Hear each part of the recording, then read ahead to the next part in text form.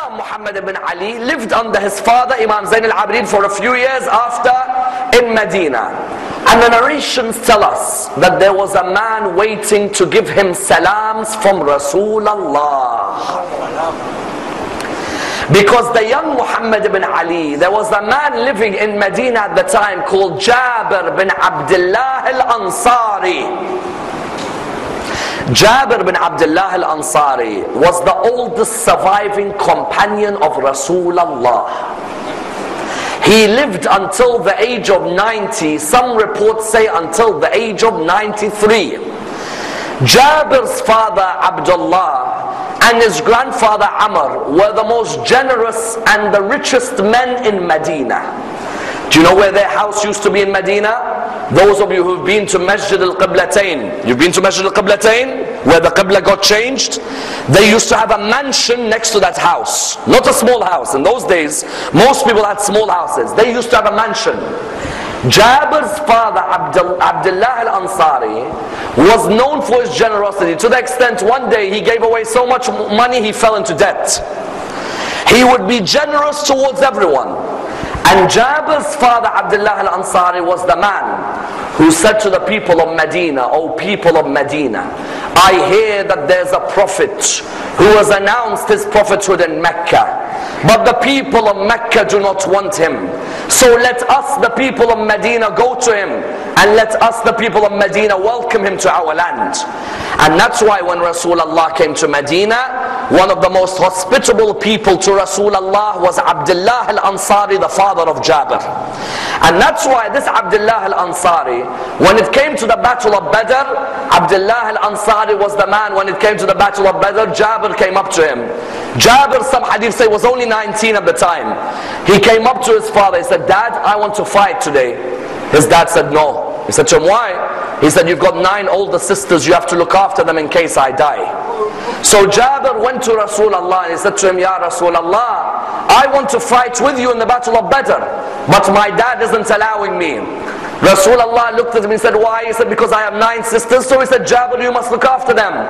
So then Jabir said to him, "Ya Rasulullah, so what role can I have in the battle of Badr?" To which Rasulullah replied, "Jabir, carry the water for the soldiers. It is a form of showing love for Allah in this battle." Then in the battle of Uhud, Jabir's father Abdullah got killed. Hind, the mother of Muawiyah, mutilated 2 bodies on the battle of Uhud. Hamza's body and Jabir's father's body. They cut their body into pieces. This Jabir al-Ansari was so close to Ahl al-Bayt that Hadith al-Kisa is narrated by Jabir bin Abdullah al-Ansari. Haven't you read Hadith al-Kisa when it says "An Jabir bin Abdullah al-Ansari an Fatima Zahra," isn't it? Jabir al-Ansari was so close that he was a companion of Rasulullah. He was a companion of Imam Ali. He was a companion of Imam al-Hassan. He was a companion of Imam al-Hussein. He was a companion of Imam Zain al-Abidin. And Rasulullah said to him, "Oh Jabir, one day you will meet a young man whose name is my name, whose attributes are like my attributes, who has nur shining from his face, and who has wisdom and knowledge like none other. His name is Al-Bakir. Make sure you send my salams to him." Jabir would be sitting outside the mosque of the Prophet saying, "Where is Al-Bakir? Where is Al-Bakir?" And the people would walk past and say, "Jabir's old age has got to him. Jabir is becoming insane. Jabir is just saying loud words." All of a sudden one day you find that the narrations say Imam Zain al-Abidin brought Muhammad ibn Ali and he said, "Oh Jabir, there is someone who wants to see you." Jabir was blind at the end of his life. Jabir looked at him and he touched him and he said, "I felt the footsteps of Rasulullah coming towards me." Because you know, when someone is blind, their other senses become stronger. Their other senses become sharper. Jabir said, "I feel the footsteps of Rasulullah." Who is this? Imam Zain al-Abidin said, "This is Muhammad ibn Ali, the one you are calling Al-Bakir." Jabir took Imam al-Bakir, he placed him in his lap and he said, I want to kiss your hands, I want to kiss your feet. Your grandfather Rasulullah said to me, oh Jabir, send my salams.